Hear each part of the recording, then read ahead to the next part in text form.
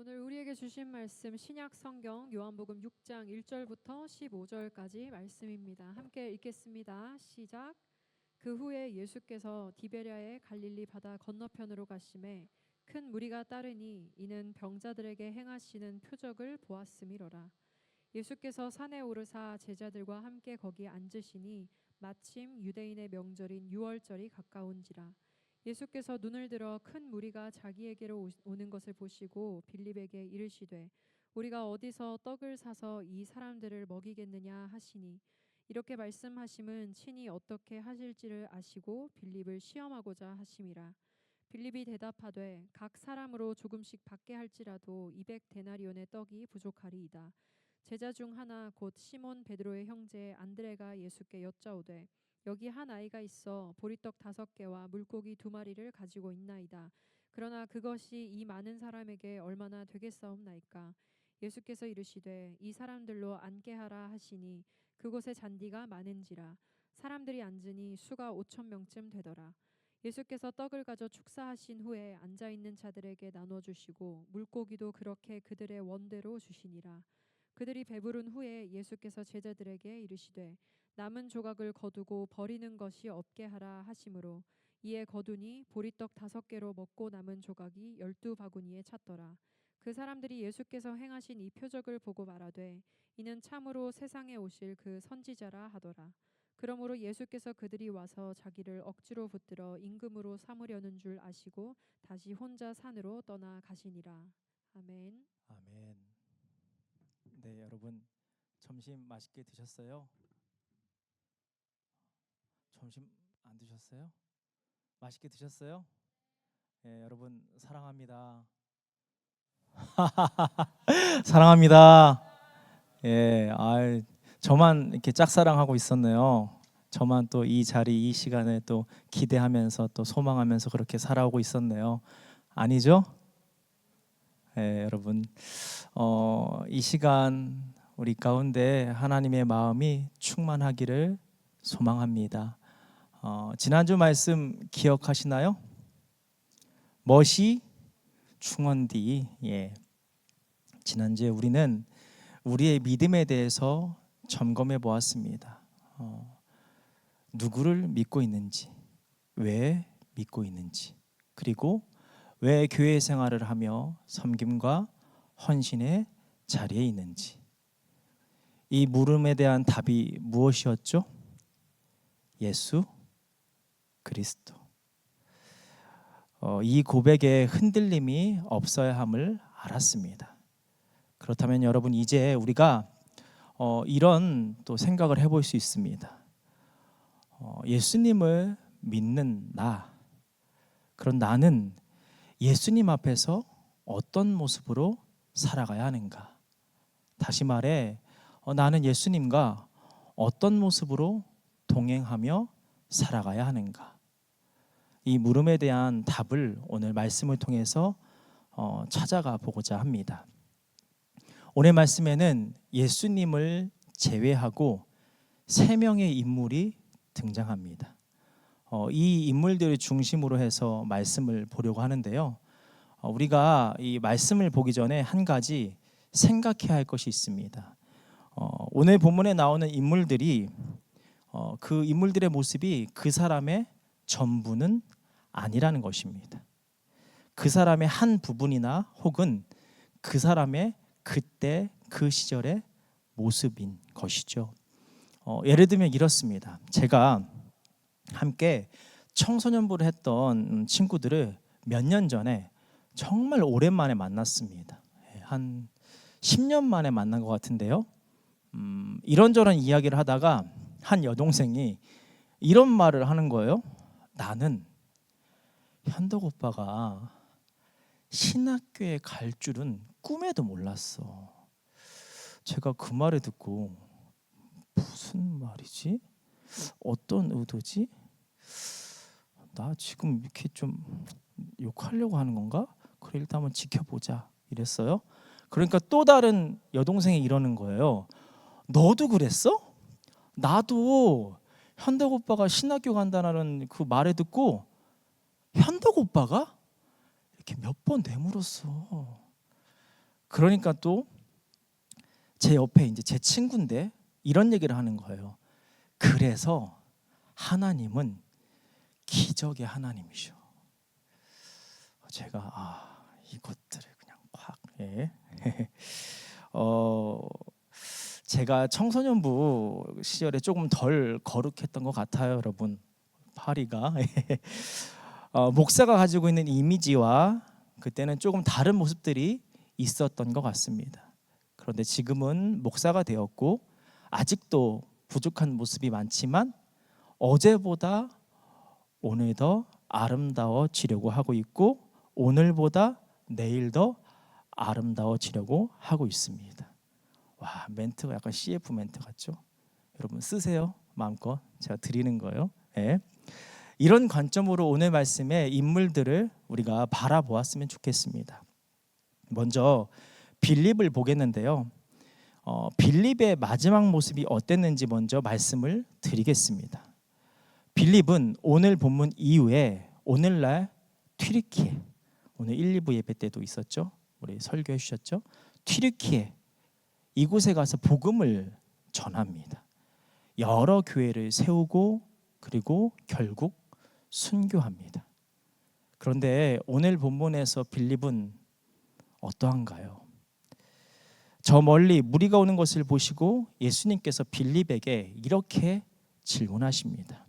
요한복음 6장 5절 말씀, 예수께서 눈을 들어 큰 무리가 자기에게로 오는 것을 보시고 빌립에게 이르시되 우리가 어디서 떡을 사서 이 사람들을 먹이겠느냐 하시니. 그런데 이 질문에는 의도가 있습니다. 6절의 말씀입니다. 이렇게 말씀하심은 친히 어떻게 하실지를 아시고 빌립을 시험하고자 하심이라. 빌립을 시험하고자 하셨다. 여기서 시험이라는 말은 히브리어로 페이라조입니다. 이 페이라조는 여러 뜻이 있는데요. 오늘 본문에서는 좋은 의미의 시험이란 뜻으로 사용됩니다. 즉 예수님께서 빌립의 신앙을 세우시기 위해서 시험해 보셨다는 것입니다. 구약에서도 하나님께서 아브라함에게 자신의 아들 이삭을 번제로 바치라는 시험을 하셨고 그 후에 그 사건을 통해서 아브라함이 그 믿음이 더욱 굳건해진 것과 동일한 상황인 것입니다. 이 점에서 우리는 생각해 볼 수 있죠. 지금 빌립의 신앙생활에 성장이 필요함을. 이 모습은 7절에서 확인할 수 있습니다. 빌립이 대답하되 각 사람으로 조금씩 받게 할지라도 200데나리온의 떡이 부족하리이다. 여러분, 이 빌립의 대답에 떠오르는 장면 없으세요? 저는 무한도전에 정총무가 쏜다. 그게 떠오르더라고요. 여러분 기억하세요? 나만 기억하고 있나? 그 무한도전에 멤버들하고 스태프들하고 여러 사람들이 식당에 가서 막 이렇게 밥을 막 사 먹죠. 그러면 정준하가 눈대중으로 싹 계산하는 거예요. 총 밥값이 얼마인지. 빌립이 마치 지금 그런 것 같은 거예요. 당시 한 데나리온은 노동자 하루 품삯인데 빌립이 다가오는 무리를 보고 지금 함께 있는 무리를 보고 200데나리온치의 떡으로도 부족하겠다고 이 계산이 바로 떨어진 거죠. 결국 빌립은 안 된다고 말하고 있는 것입니다. 여러분, 빌립을 어떻게 평가하시겠습니까? 저는 빌립이 현실적인 사람이라고 봅니다. 그리고 우리는 현실성이 있어야 한다고 생각합니다. 생각해 보세요, 여러분. 제가 브리오시랑 카푸치노 먹는 거 되게 좋아하거든요. 그런데 제가 현실성이 없어서 브리오시랑 카푸치노가 얼마인지도 모르고 그래서 얼마가 필요한지도 모르고 내가 얼마나 많은 돈을 가지고 있는지도 모른다면 뿐만 아니라 무엇을 하든지 이런 모습이라면 일반적인 삶을 살아갈 수 있을까요? 없을까요? 없죠. 그래서 현실성은 필요합니다. 그런데 현실에 머물러 있어서는 안 됩니다. 즉 빌립은 현실성은 있지만 그 현실에 머물러 있었던 것입니다. 결국 5천 명의 식사 문제를 해결할 가망이 없다고, 할 수 없다고 말하죠. 그래서 빌립은 오병이어의 기적과 관련하여 자신의 위치에서 오병이어 기적을 위해 애쓰고 헌신한 것도 없고 오병이어의 기적을 위해 예수님을 의지하지도 않습니다. 이제 또 다른 인물인 우리 안드레를 같이 한번 보겠습니다. 8절과 9절 말씀인데요. 세번역 성경으로 한번 보죠. 제자 가운데 하나이며 시몬 베드로와 형제가 아닌 안드레가 예수께 말하였다.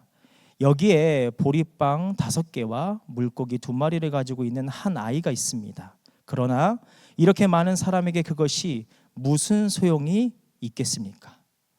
여러분, 안드레는 어떤가요? 예수님, 보리떡 5개야 물고기 2마리로는 안 됩니다. 여기는 이제 빵이라고 되어 있죠. 떡 뭐 비슷한 거예요. 이렇게 많은 사람에게 그것이 무슨 소용이 있겠습니까? 안드레도 현실을 봅니다. 다소 현실에 매여 있죠. 그래서 의심과 고민을 하며 적극적인 모습을 보이지 않습니다. 그러나 안드레는 빌립처럼 현실에 머물러 있지는 않습니다. 왜냐하면 보리떡 5개와 물고기 2마리를 가지고 있는 한 아이를 예수님 곁으로 데려왔기 때문입니다. 아무리 봐도 해결할 수 있는 상황이 아니라서 다소 주저하지만 주님께 맡겨드리는 모습. 그래서 빌립과 비교하여 안드레는 오병이어의 기적을 위해서 자신의 위치에서 수동적인 노력을 하고 있죠. 그리고 빌립과 비교하여 예수님을 좀 더 의지하고 있죠.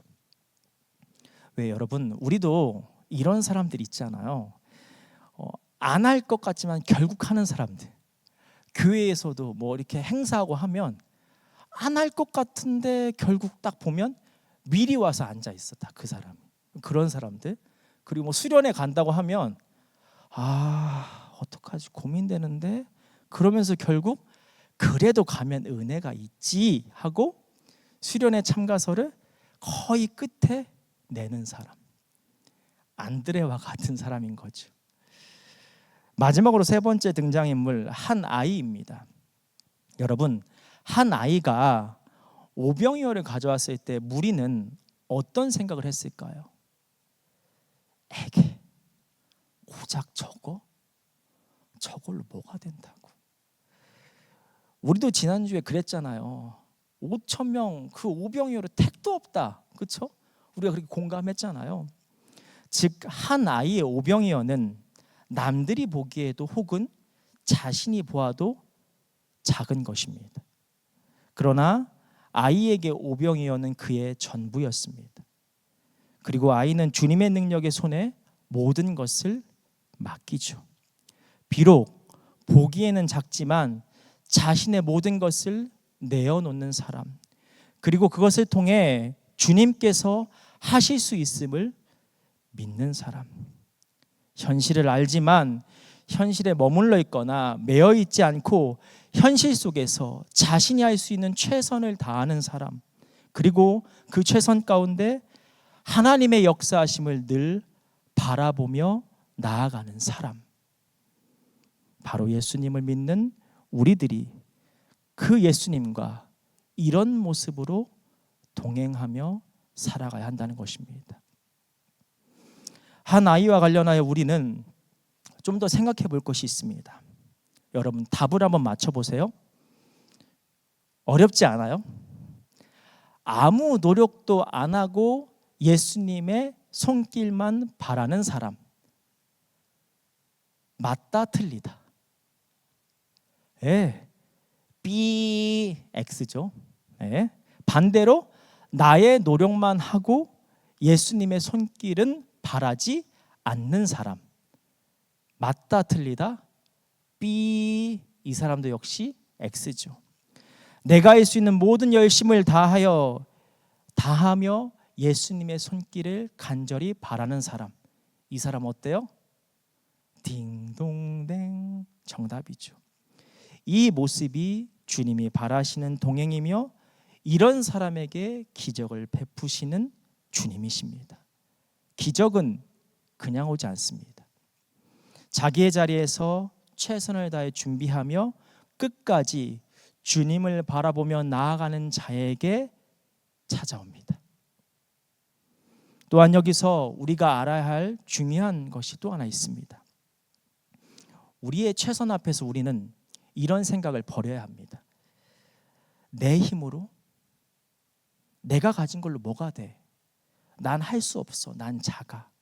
아니요. 그 생각 버리고 내가 할 수 있는 최선을 다하는 거예요. 그리고 그것을 가지고 하나님께 나아가는 거예요. 맡기는 거예요. 주님이 하시겠다는데 무엇이 중요합니까? 여러분, 아멘이죠? 주님이 하시겠다는데 무엇이 중요합니까? 청소년분 아멘이 나와요. 이렇게 하면 네, 아멘입니다. 우리는 기억해야 합니다. 예수님께서 베푸신 은혜의 대상은 작은 오병이어라는 것을. 주님이 감동하시는 것은 크기와 넓이가 아닙니다. 다시 말해 우리 눈에 보여지는 많고 높음이 아닙니다.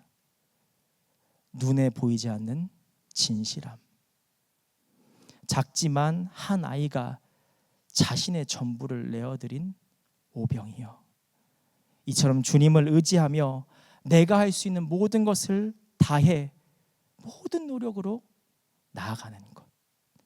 이 모습에 주님은 감동하시며 우리가 나아가는 길 위에 은혜의 손길로 함께 하시는 것입니다. 그렇다면 여러분, 이렇게 주님과 동행할 때 주님께서 베푸시는 기적은 구체적으로 어떤 모습일까요? 주님의 은혜의 손길은 구체적으로 어떤 모습일까요? 우리는 5,000명쯤이라는 이 말에, 이 수에 착각을 하게 됩니다. 5,000이라는 수 작아요? 커요? 크죠? 꽤 큽니다. 큰 수잖아요. 그래서 주님의 기적을 크고 높음으로만 생각하게 됩니다. 잘 되고 성공하는 것을 기적으로 생각하기 쉽습니다. 그런데 우리는 오늘 본문을 잘 생각해 봐야 합니다. 5,000명쯤이라는 수는 그때 그 자리에 있었던 사람들의 수입니다. 즉 하나님의 기적이란 그 상황에 맞게 그 사람에게 가장 합당하게 베푸시는 것입니다. 여러분 생각해 보십시오. 이것이 정말 기적이지 않습니까? 획일적이지 않습니다. 사람마다 주시는 은혜가 다릅니다. 그런데 정말 그 사람에게 필요한 모습으로 도우십니다. 이러한 모습 인간은 할 수 없죠. 하나님만이 하실 수 있기에 흉내낼 수 없는 것이기에 진정한 기적인 것입니다. 이제 오늘 말씀을 우리의 삶을 향해 비추어 보았으면 좋겠습니다. 여러분은 빌립이신가요? 안드레이신가요? 한 아이신가요? 나는 빌립이야. 현실에 빠져 있어서 하나님을 의지하지 않을 때가 많이 있어. 나는 안드레야. 현실에 빠져 있지는 않지만 약간 현실에 끼긴 했지. 그래서 하나님을 의지하긴 하는데 온전히 의지하지 못할 때가 가끔씩 있어. 나는 한 아이야. 현실 속에서도 언제나 주님을 바라봐.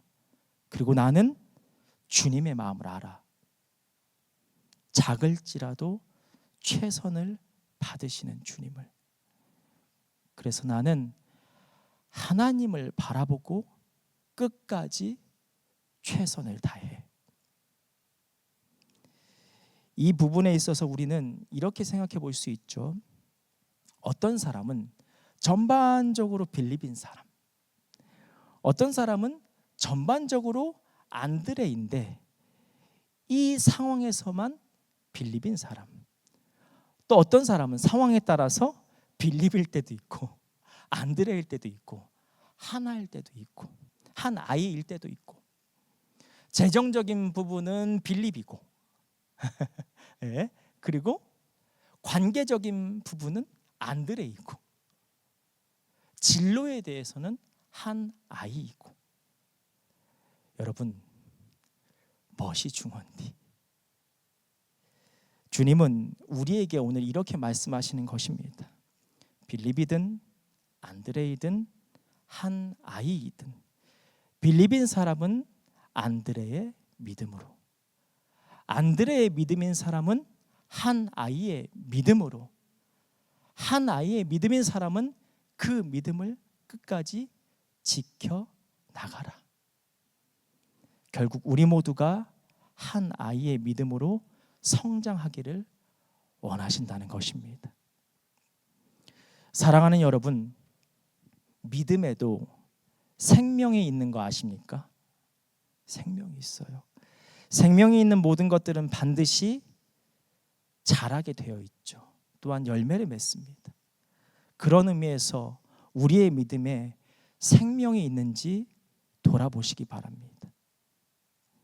교회는 오래 다녔지만 언제나 빌립의 모습에 있지는 않는지, 어느 순간부터 안드레의 모습에서 안주하고 있는 것은 아닌지, 예전에는 한 아이의 모습이었는데 점점 빌립으로 내려가고 있는 것은 아닌지.